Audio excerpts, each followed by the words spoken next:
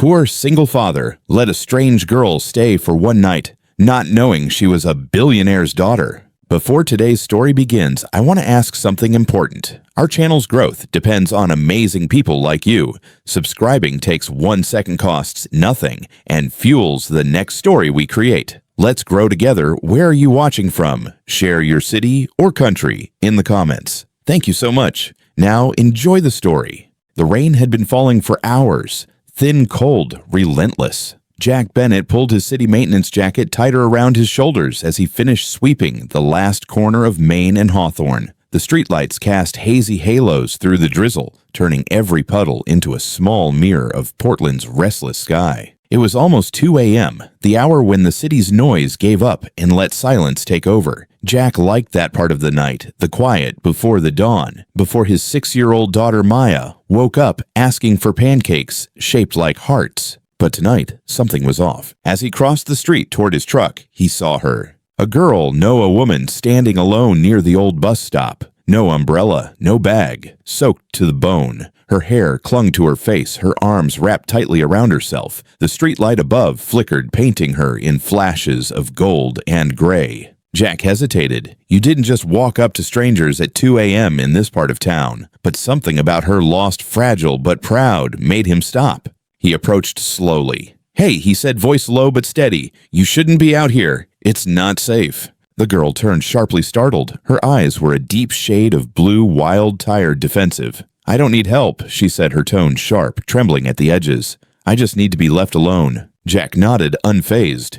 "Fair enough, but standing here won't make the rain stop." "I'm fine," she repeated, though her lips were pale and her hands were shaking. He noticed the way she looked over her shoulder as if she was afraid someone might be coming. That flicker of fear, real fear, cut through his hesitation. He sighed. "Look," he said finally, "I'm not offering charity. Just a roof and a heater for the night. You can take the couch. No strings. No questions." The girl blinked as if unsure she'd heard him right.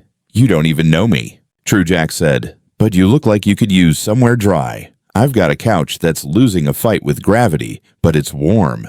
She hesitated, torn between pride and exhaustion. Then her knees buckled slightly and she caught herself against the bench. Jack took a small step closer. "My place is 2 blocks down," he said quietly. "You can leave first thing in the morning."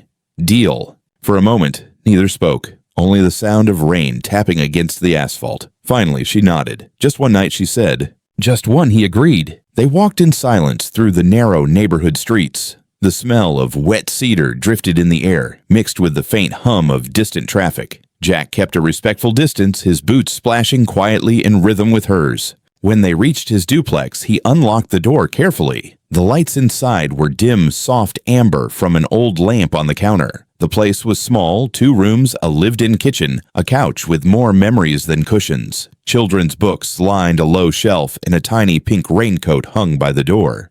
The girl lingered near the threshold. "This your place?" she asked softly. "Yeah," Jack said, setting his keys in a bowl. "Shoes off by the mat. Couch is yours. Bathroom's down the hall." She nodded, but didn't move right away. Her eyes lingered on a frame drawing on the wall, a stick figure, family, 1 tall man, 1 little girl, a big red sun overhead. The paper was wrinkled, but Jack had hung it like it was priceless. He caught her looking and smiled faintly.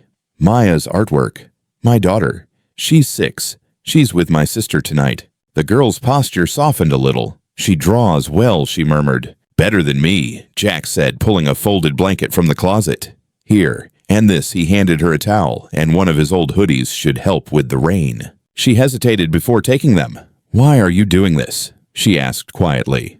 Jack shrugged. "Because it's raining, and I'd hope someone would do the same for Maya if she ever needed help." For the first time, the girl looked directly at him. Her eyes flickered something between disbelief and gratitude, but she didn't answer. She disappeared into the bathroom, the door clicking shut softly behind her. Jack exhaled, rubbing a hand across his tired face. He locked his wallet and keys in a drawer, not from suspicion but habit, and filled a mug with hot water from the kettle. On the counter, he left a small note. "If you need to call someone, the landline's by the fridge. Blankets in the closet. Door stays closed. Maya's a light sleeper." Then he turned off the lights and went to the back room. 20 minutes later, Emma, that was her name, though he didn't know it, yet stepped out of the bathroom, wearing the oversized hoodie. Her hair was damp, her face clean, the exhaustion finally visible beneath her calm mask. The house was quiet. On the coffee table sat the mug of warm water and the folded blanket. She read the note, twice her thumb tracing the edge of the paper. The simple words felt heavier than any luxury she'd ever had. No pity, no questions, just kindness. She sat on the couch, pulling the blanket over her shoulders. The sound of rain softened outside, and the warmth of the mug seeped into her hands. For the first time in days, she wasn't running. For the first time in years, she felt safe. In the small room down the hall, Jack lay awake staring at the ceiling. He'd brought home strangers before, men needing work kids from the shelter, but never someone like her. There was something different about this girl, something quiet and broken, like glass you didn't realize had cracked until the light hit it. He exhaled and whispered into the dark one night Bennett. Just one night. But somewhere in him, he already knew it would never be that simple. The morning light crept slowly through the half-closed blinds, painting long golden lines across the small living room. For a moment, Emma didn't know where she was. The soft blanket, the faint smell of coffee, and the quiet hum of a refrigerator all felt foreign, but comforting. She sat up, her hair still slightly damp from the night before. Jack's hoodie hung loosely around her, the sleeves rolled over her hands. The rain had stopped, leaving the air clean and cool. From the kitchen came a faint clatter of dishes and a small voice humming off-key. Emma froze. She turned toward the sound and saw a little girl, probably 6, maybe 7, sitting cross-legged on the floor with a box of crayons scattered around her. Her curls bounced as she drew on a sheet of paper, her tongue sticking out in concentration. The girl looked up and gasped. "You're the lady from the couch," she said, wide-eyed. "Daddy said you were tired." Emma blinked, startled, then smiled a little. "I guess that's me." "I'm Maya," the child said proudly, scooting closer. "Daddy made pancakes. They look weird, but he says they taste good." Emma laughed softly. Weird pancakes sound like an adventure. Before she could say more, Jack's voice called from the kitchen. "Maya, tell our guest the coffee's almost ready." Maya grinned. "See, told you." Emma stretched, wincing at a small ache in her shoulder, then followed the smell of coffee and syrup into the kitchen. Jack stood by the counter in a faded gray t-shirt and jeans, flipping pancakes with the same seriousness most people reserved for surgery. "Morning," he said, glancing up. "You sleep okay?" "I did," she said quietly. "Thank you for everything." He shrugged, flipping another pancake. "Couch didn't bite, I hope." Emma smiled. "It was perfect, softer than I expected." "Good. Maya and I don't usually have guests." He nodded toward the small table where 3 plates were set. "You're welcome to join us. There's enough batter to feed an army." Emma hesitated. "I don't want to intrude." "Too late," Jack interrupted, sliding a pancake onto a plate. "You're already part of breakfast. That's the rule." Maya giggled, handing Emma a fork that was slightly bent at the handle. "You can sit next to me." Something about their easy warmth disarmed her completely. Emma sat feeling awkward but strangely peaceful. The pancakes were slightly uneven, golden brown on one side and a little burnt on the other, but they tasted like comfort. Jack poured her coffee. "No cream, sorry, we ran out." "It's fine," she said. "Black is perfect." He gave her a quick look, half curious, half thoughtful, before focusing on his plate. The silence that followed wasn't uncomfortable. It felt natural. Halfway through breakfast, Maya leaned in and whispered, "Daddy only makes pancakes when he's happy." Jack raised an eyebrow. "Maya's secret code stays secret." She giggled. "Oops." Emma covered a smile. "Then I'm glad I got here on a happy morning." Jack's gaze met hers, a hint of a smile tugging at his lips. "Guess it's one of those days." After breakfast, Maya ran to the living room to finish her drawing. Jack started clearing the dishes, but Emma stood and took one from his hands. "I can help," she said. "You already did enough." He opened his mouth to protest, then stopped. "You don't have to." "I know," she said, simply rinsing a plate. "That's why I want to." It was a small moment, ordinary maybe, but it shifted something in the air. For the first time, Jack saw her not as a stranger or a problem to solve, but as someone trying to belong, even for a few minutes. They worked quietly, side by side. The window above the sink fogged from the steam. Outside, the wet street glistened, catching the pale sunlight that had finally broken through the clouds. "So he said after a while, you from around here?" Emma hesitated, her back still to him. "Not really. I've been moving around. That's so got family nearby." Her voice was careful, not the kind I can call. He didn't push, fair enough. When the dishes were done, she dried her hands on a towel. "You have a nice place," she said. "It feels lived in." Jack chuckled. "That's a polite way of saying messy." "Messy means real," she replied. "I like real." Something about the way she said it made him pause. There was a tiredness beneath her voice, the kind that didn't come from lack of sleep, but from too much pretending. Before he could ask, Maya ran back in holding her new drawing. "Look, it's all of us." The picture showed 3 stick figures under a big sun, Jack, Maya, and Emma with bright yellow hair. Emma blinked. "You drew me." "Yep," Maya said proudly. "You look happier now." Jack ruffled his daughter's hair, smiling. "She's got a point." Emma looked at the drawing again, her throat tightening in a way she couldn't explain. For years, she'd lived surrounded by things worth millions, paintings, sculptures, rooms that never felt warm. And here, a little girl's crayon drawing hit her harder than any masterpiece ever had. By late morning, the house had settled into a quiet rhythm. Jack left to pick up his truck for the next shift, promising to be back by evening. Maya had gone to the neighbors for playtime, leaving Emma alone for the first time. She stood in the small kitchen looking around at the chipped counter, the faded photos, the coffee cup still on the table. Everything told a story of people who survived not by wealth, but by care. Emma picked up a piece of paper and a pen from the counter. She wrote a few words, hesitated, then folded it in half and placed it beside the coffee pot. When Jack returned that evening, the note was still there. He opened it and read in her delicate handwriting, "Thank you for the couch, the coffee, and the kindness. You made a stranger feel human again. E." Jack stared at it for a long time. The signature was just an initial, but somehow it felt familiar. He folded the note carefully, placed it inside a book on the counter, and looked toward the couch. The blanket was gone. So was she. Outside, the rain had started again, soft, steady, endless. But somehow, the little house didn't feel as empty as it used to. 3 days passed. The note Emma had left stayed tucked inside Jack's worn paperback copy of Mice and Men, right next to the coffee pot where he found it that morning. He'd read it more times than he'd admit, not because of what it said, but because of how it felt. Real, gentle, grateful. But people like that, people who wandered into your life like rain and left before sunrise, they usually didn't come back. Jack told himself he was fine with that. It was Friday afternoon when he saw her again. He was at the corner laundromat sorting through uniforms when the bell above the door jingled. He looked up and froze. Emma. Same blonde hair, now tied back messily. Same eyes, a little tired, but steadier somehow. She wore a thrift store jacket 2 sizes too big and carried a small duffel bag over her shoulder. For a second, they both just stared, unsure who should speak first. "Hey," she said, finally, a small uncertain smile tugging at her lips. "You know a good washing machine that doesn't eat quarters?" Jack blinked, then chuckled quietly. "Number 4's been on its best behavior lately." She laughed a real laugh, this time soft and unguarded. "Then I'll trust your judgment." They ended up folding laundry together, the hum of the dryers filling the pauses between sentences. Jack worked with the easy rhythm of someone used to repetition. Emma tried to copy his pace, but the fitted sheets had other plans. When she fumbled one for the 3rd time, Jack stepped over, shaking his head with mock patience. "Here," he said, taking one corner. "You got to show the sheet who's boss."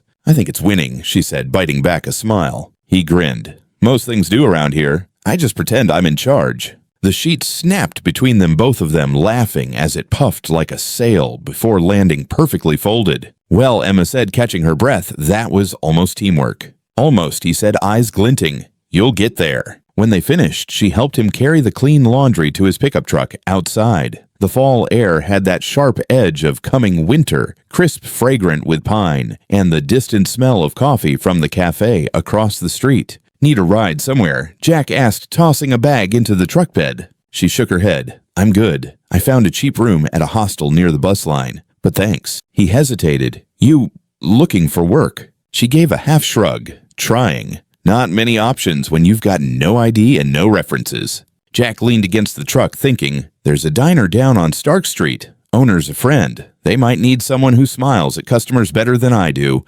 Emma smiled softly. "That's a low bar. Exactly why you'll get hired." They both laughed, and for a brief second, the world felt lighter. That night, Emma stopped by the diner. By the next morning, she had a job part-time minimum wage, but it was hers. Jack saw her again 2 days later when she showed up at his house after her shift holding a paper bag that smelled suspiciously like food. "You didn't have to," he started, but she cut him off. "I didn't have to," she said, "but I wanted to." She unpacked the bag, 2 sandwiches, fries, and a milkshake for Maya. "Employee discount," she said proudly. Maya was thrilled. "You work at the place with the pancakes and the big red sign." "Yep. Can we come?" Jack raised an eyebrow. "Let's not overwhelm her on week 1. Emma grinned. "Actually, customers under 4 feet tall eat for free. I can bend the rule for her." They ate dinner together at the small kitchen table. The food wasn't fancy, but it felt like celebration. Maya told stories about school, about her art project, about how her friend insisted the moon followed her home.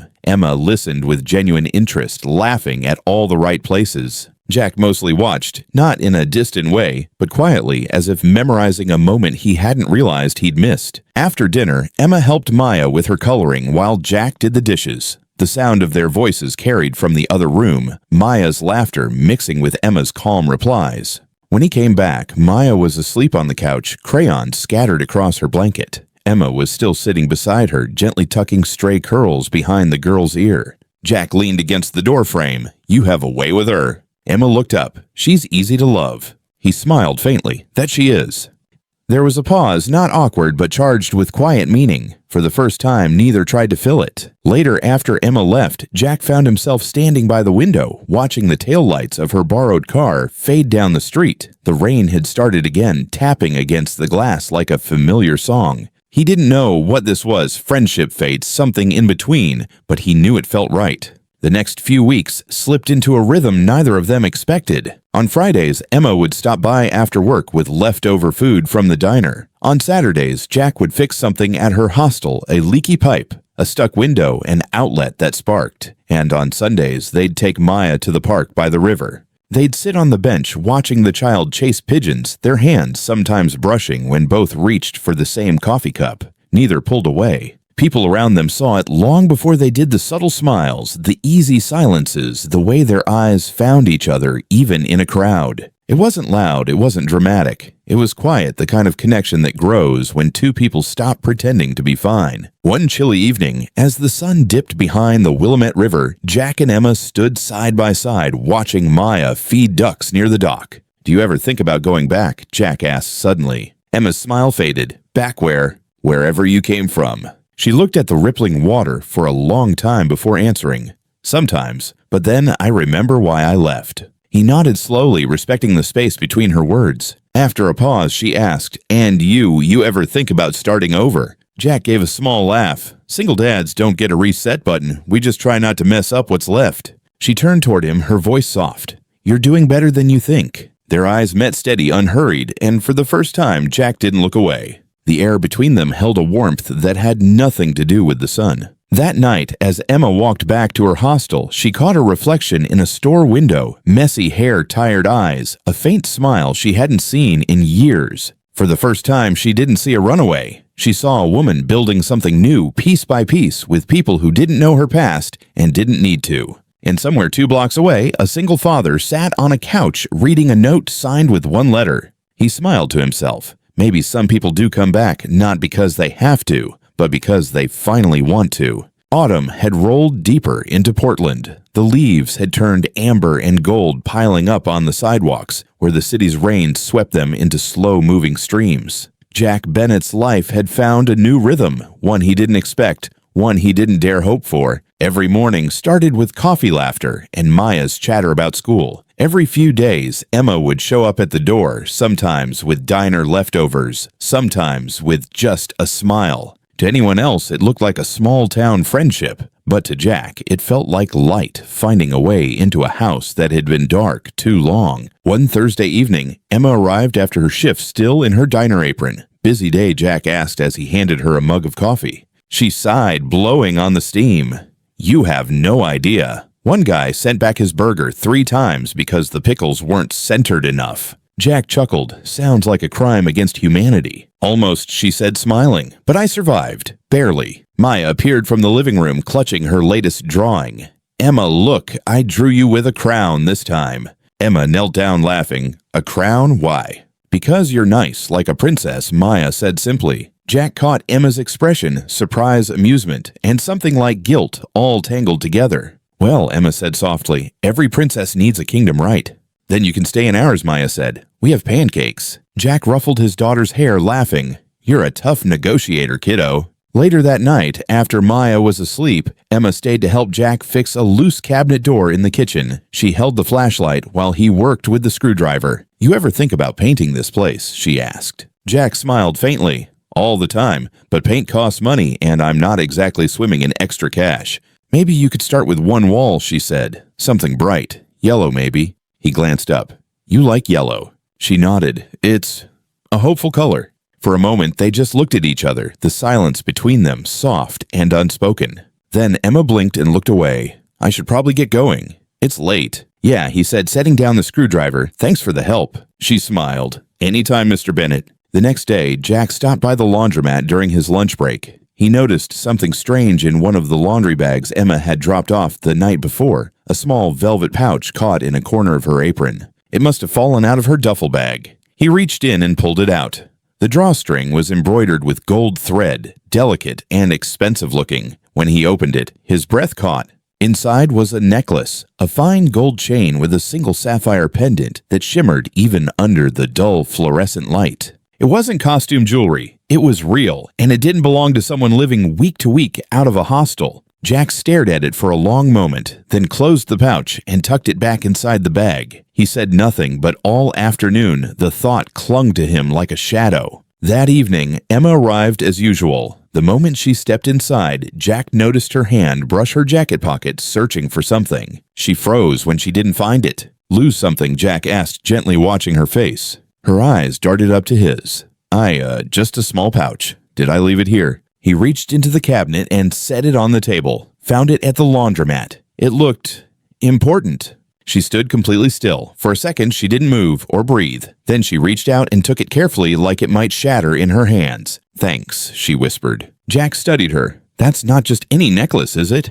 She hesitated, clutching the pouch tighter. "It's a family thing." "Family thing," he repeated slowly. "Must be some family." Her silence stretched long enough for the air between them to thicken. Finally, she sighed. "You're right. It's not just a necklace. And I haven't been completely honest with you." Jack folded his arms. "Okay. I wasn't robbed," she said quietly. "Not really. I left. I walked away from everything." "What do you mean, everything?" She took a deep breath. "My father runs a company in Seattle, Harrington Investments. Maybe you've heard of it." Jack blinked. "You're saying you're Emma Harrington?" She nodded slowly. "The runaway headline you probably scrolled past last month." He leaned back against the counter, trying to process it. The woman who'd made diner coffee and burned pancakes with him was the daughter of one of the richest men in the Pacific Northwest. Jack let out a slow breath.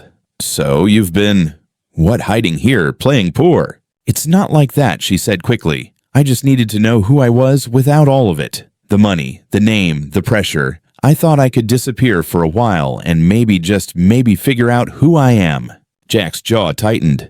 "And you didn't think I deserved to know." "I wanted to tell you," she said, her voice trembling. "But every time I tried, it felt like I'd ruin what we had. You're the first person who's seen me, really seen me, without expecting anything." Jack looked away, jaw clenched. "You lied, Emma." "I didn't lie," she said softly. "I left things out." "That's the same thing." The silence that followed was heavier than any argument. Maya's laughter echoed faintly from her room, a reminder that this house had walls too thin for shouting. So Jack didn't shout. He just shook his head, his voice low but rough. "I thought you were different," he said. "Turns out I was just a break from your real life." "That's not true," she whispered. "Then what is—" Emma swallowed hard. Her eyes glistened, but she didn't cry. "You don't understand what it's like to be watched every second, to be told who to love, who to be. I just wanted to breathe." Jack met her gaze, his tone quiet but sharp. "And I know what it's like to tell the truth to someone who isn't ready to hear it." The hurt in his eyes was worse than anger. Emma's throat tightened. "Jack, please." He shook his head. "You should go." "Jack." "Go," he said again, barely above a whisper. She hesitated, but his eyes were fixed on the floor, so she turned, walking toward the door. Her footsteps echoed softly against the wood. Before she left, she paused and looked back. "For what it's worth," she said, all of it was the first thing in my life that ever felt real." And then she was gone. Outside, the rain had started again, harder this time, washing down the narrow street in sheets. Jack stood at the window, watching the blur of headlights fade into the storm. The sapphire necklace glinted faintly from where it had caught a bit of lamplight on the table, like a ghost of something precious that no longer belonged here. He reached over and closed the pouch. In the other room, Maya stirred in her sleep, murmuring softly. Jack turned off the light and the house now dim and quiet again, the way it had been before her. But this time, the silence didn't feel peaceful. It felt empty. The rain didn't stop for 2 days. It fell steady and cold, a curtain between what was and what could have been. Jack worked double shifts, not because he needed the extra hours, but because the silence at home had grown too loud. The couch where Emma used to sit, the half-empty mug she always forgot to rinse, the faint smell of her shampoo, everything reminded him of what he'd lost and what he never really had. Maya asked once, "Where's Emma?" He forced a smile. "She had to go home, kiddo." Maya frowned. "Will she come back?" Jack didn't answer. He just tucked her in and whispered, "Get some sleep, sweetheart." But when she closed her eyes, he sat there a little longer, staring at the ceiling, wondering when exactly it had all started to feel like love. Across town, in a quiet hotel suite overlooking the Willamette River, Emma sat on the edge of her bed, watching the city lights ripple through the rain-streaked glass. Her phone had been ringing non-stop for hours, the same number flashing again and again. Finally, she answered. Emma. The voice on the other end was deep-polished and unmistakable. Her father. "Where are you?" Winston Harrington asked sharply. "Do you have any idea what you've done? The press is circling like vultures. Investors are nervous. You've embarrassed this family long enough." Emma closed her eyes. "Dad, I didn't run away to hurt you." "Then what was it for?" he snapped. "To play waitress in some run-down diner? To hide out with people who don't belong in your world?" She bit her lip, the words cutting deeper than he realized. "Maybe they belong more than I ever did." "You're coming home," he said firmly. "I'm sending a car. Tonight." "Don't bother," she whispered. "I'm not that girl anymore." But the line had already gone dead. When she stepped outside the next morning, the sky was a dull, washed-out gray. A black town car was parked by the curb engine, running 2 men in suits waiting beside it. One of them opened the door. "Miss Harrington, your father's orders." Emma froze, her hands trembling. She looked down the street, half expecting Jack's old truck to turn the corner. But of course it didn't.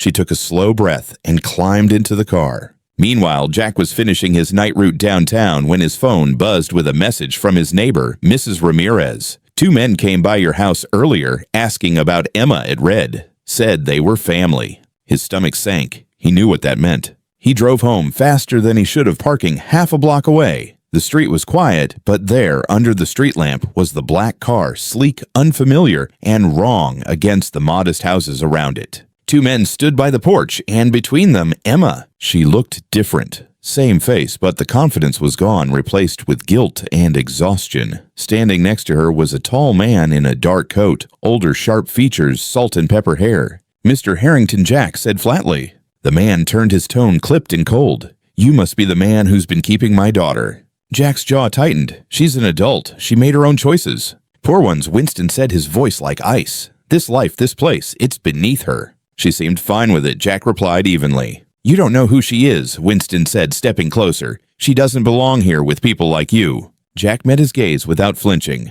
"I don't care who she is. I care what kind of person she's trying to be." Emma stepped forward, her voice trembling. "Dad, stop. You're making it worse." "I'm fixing it," he said. "Now get in the car." Jack turned to her, searching her face. "You don't have to go." Her eyes were glassy, full of things she couldn't say. "I think I do," she whispered. "No one's forcing you," Jack said quietly. "Yes, they are," she replied, "just not with words." For a long second, they just stood there, the sound of rain filling the silence between them. Then Emma turned, climbed into the car, and closed the door. Winston gave Jack one last look, the kind that measured a man, and dismissed him all in the same breath. Then he followed her in, and the car pulled away, taillights blurring into the rain. Jack stood there long after the sound of the engine faded. He didn't move until the porch light flickered out, leaving him in the quiet hum of drizzle and heartbreak. When he finally went inside, the house felt smaller somehow, the air heavier. Maya's drawing, the one of the 3 of them under the sun, still hung on the fridge. He reached up and touched it with the tip of his finger. The crayon colors had faded, but the smiles were still there. He could have taken it down. He didn't. Days passed, then a week, then 2. Life went on, but slower, emptier. At work, Jack's co-workers joked that he looked like a ghost. He smiled when they did, because it was easier than explaining. At home, Maya stopped asking about Emma, but she drew her into every picture anyway. Sometimes in the corner of the page, sometimes right in the middle, a girl with bright yellow hair and a crown made of sunlight. One night, when Jack went to tuck her in, she asked quietly, "Daddy, do you think Emma's happy where she is?" He hesitated, then brushed a curl from her forehead. "I hope so, kiddo. I really do."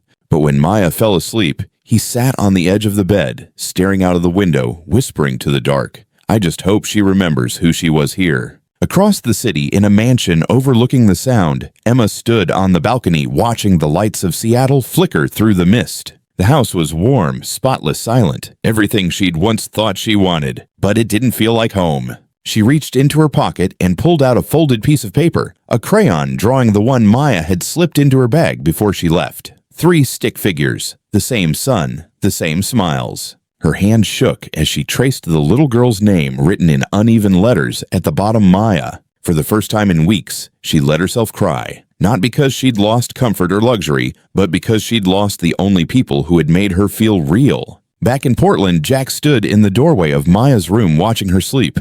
The rain had stopped. The night was still. He whispered softly to the quiet house, almost like a promise. If she ever finds her way back, the door's still open. And somewhere miles away, Emma looked up at the same gray sky and whispered back, "I hope I can." Winter settled early over Portland that year. The trees along the sidewalks had lost their leaves, and a cold wind swept through the quiet streets each evening. For Jack Bennett, the days blurred into one another, long shifts, quick dinners, bedtime stories for Maya. He smiled when he had to, but something in his eyes had gone dim. It had been almost a month since Emma left. Sometimes, when the rain hit the window at night, he could still hear her laugh echo faintly in his memory, soft, nervous, real. He'd catch himself looking at the couch where she used to sit, or the mug she'd left behind, still tucked at the back of the cabinet. Then he'd shake his head and tell himself to stop. People like her didn't come back. It was on a Friday evening that everything changed. Jack was getting ready for his night shift when Maya started coughing. At first, it sounded like a cold. He gave her tea and tucked her in, but by midnight, her small body was burning with fever. "Daddy, I'm cold," she whispered, her voice thin. He pressed his hand to her forehead, hot as fire. Panic shot through him. He grabbed his jacket, wrapped her in a blanket, and carried her to his truck. The drive to the hospital was a blur of red lights and trembling hands on the steering wheel. At the ER, nurses rushed her in, while Jack stood helplessly at the desk, trying to explain through his shaking voice. "She's 6, he said. "It came on fast. She's burning up." The woman behind the counter nodded, typing quickly. "We'll take care of her, sir. We just need a deposit for admission, $6,000 to start." Jack froze. $6,000. She gave an apologetic look. That's standard for overnight care before insurance verification. Jack reached for his wallet. He already knew what was inside. Less than $100. His next paycheck wasn't due for 3 days. "Please," he said, his voice cracking. "She's my little girl. You can bill me later. I'll work extra shifts.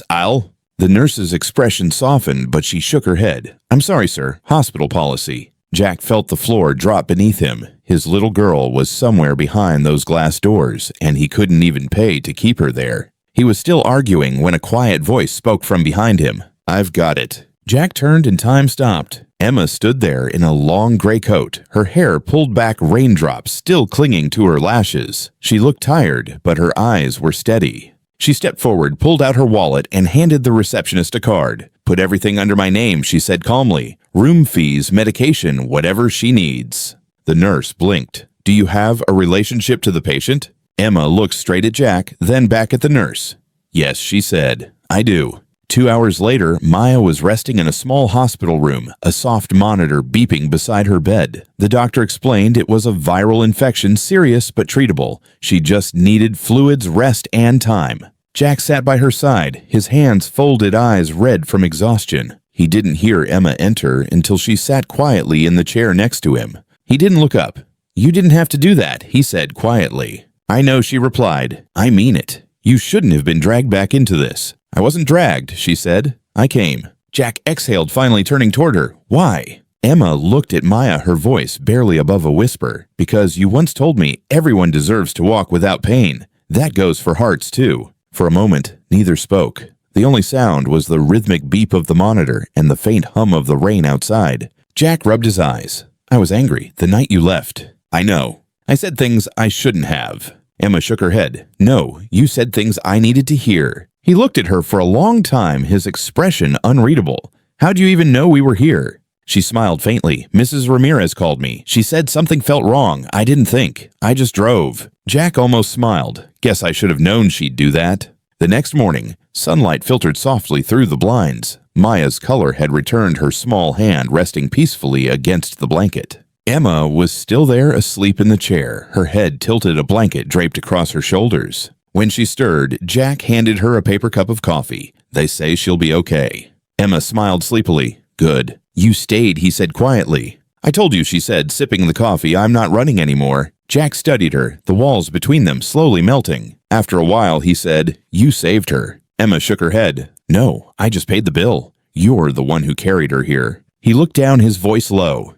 You saved me too, you know. She froze, eyes meeting his. How? Because for the first time in a long while, he said, I didn't feel alone. Later that afternoon, Winston Harrington stood in the hospital doorway. He looked older than before, tired, conflicted. Emma, he said quietly. She turned surprised but not startled. Dad? He glanced past her to where Maya slept, then at Jack beside her. For a moment, the steel in his eyes softened. You really care about them, he said. Emma nodded. They're family. Winston exhaled slowly. I don't understand you, he admitted, but I can see you're happy. Maybe that's enough. Emma stepped closer. It's more than enough. He nodded, once turned, and walked away without another word. When the door closed, Jack looked at her, half smiling. Was that your way of saying goodbye to your old life? Emma smiled faintly. Maybe it was my way of saying thank you. That night, Jack and Emma stood in the hospital hallway, watching the snow begin to fall outside. Winter came early, she said softly. Yeah, he replied. But it's kind of beautiful, isn't it? It is, she whispered. They stood there for a long moment, side by side, the white flakes glinting under the streetlights beyond the window.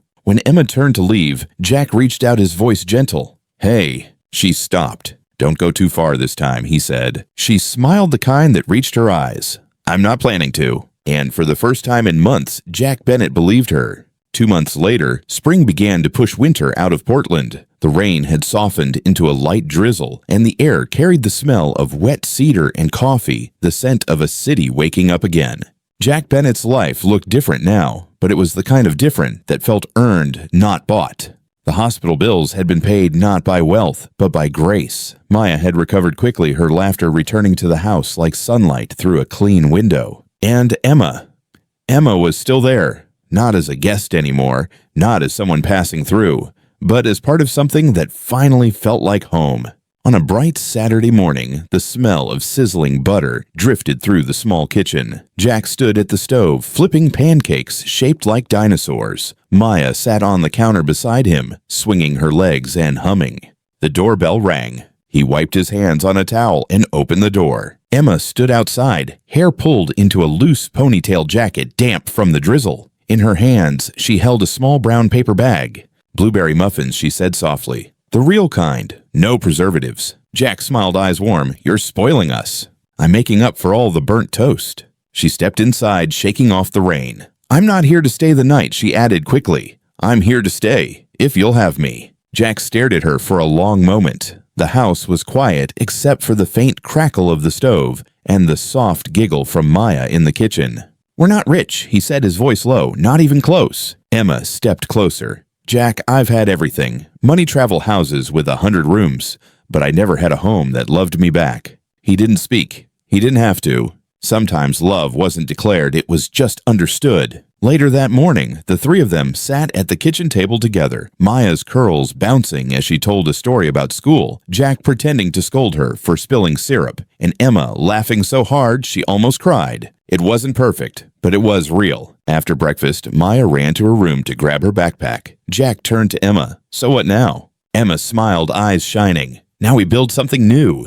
A few months later, the sound of laughter and soft music filled the park near the river. A small food truck sat parked under the shade of blooming cherry trees. Its sign read, Lily's Morning Pancakes, Muffins, and Coffee, named of course by Maya herself. Jack worked the griddle-flipping pancakes with the same focus he once gave to cleaning city streets. Emma took orders, chatting with customers, her hair pulled up, her smile genuine. And Maya stood proudly by the counter, handing out napkins and stickers shaped like hearts. They didn't make much. Some days the tips barely covered gas. But every morning when the truck doors opened, there was laughter, music, and warmth of the kind you couldn't put a price on. One quiet afternoon, as the sun dipped low and the park began to empty, Emma leaned against the truck, wiping her hands on a towel. Jack handed her a cup of coffee and nodded toward the river. "You ever think about what your dad would say if he saw you now?" Emma smiled faintly. "He'd probably ask why I traded board meetings for burnt pancakes." Jack chuckled. "And what would you tell him?" "I'd tell him I traded noise for peace." He watched her for a moment, then said softly, "You think he's proud?" She thought about it, her eyes drifting toward the horizon. "Maybe not yet," she said, "but one day I hope he understands." Jack nodded slowly. "He will." For a while they just stood there, two people who had lost and found themselves in the most ordinary of places, a rainy city, a small house, a food truck, and each other. When the last customer left, Maya climbed up onto the counter, swinging her legs. "Daddy," she said, "when are you and Emma going to get married?" Jack blinked. "Maya." Emma laughed, her cheeks turning pink. "That's quite a question." Maya shrugged innocently. "You already love each other. That's what Grandma Ramirez says people do when they love each other." Jack grinned, shaking his head. "Remind me to have a word with Grandma Ramirez." He glanced at Emma, who was smiling in that quiet, knowing way of hers. "We'll see, kiddo," he said. "Some things take time." Maya yawned, resting her head on Emma's shoulder. "Okay, but not too long." As the sun set, the three of them packed up the truck. The lights of Portland glimmered across the river, reflecting in the calm water. Jack locked the doors and turned to Emma.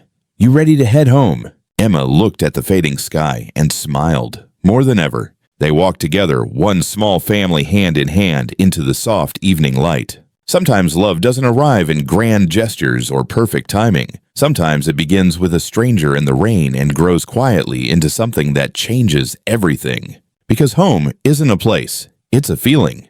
It's the people who choose to stay. And for Jack, Emma, and Maya, that was everything. Thank you for listening to this story. Poor single father let a strange girl stay for one night, not knowing she was a billionaire's daughter. If this story touched your heart, please give it a thumbs up, share it with someone who believes in second chances, and subscribe to the channel for more stories about love, hope, and the quiet miracles that change ordinary lives. See you in the next story.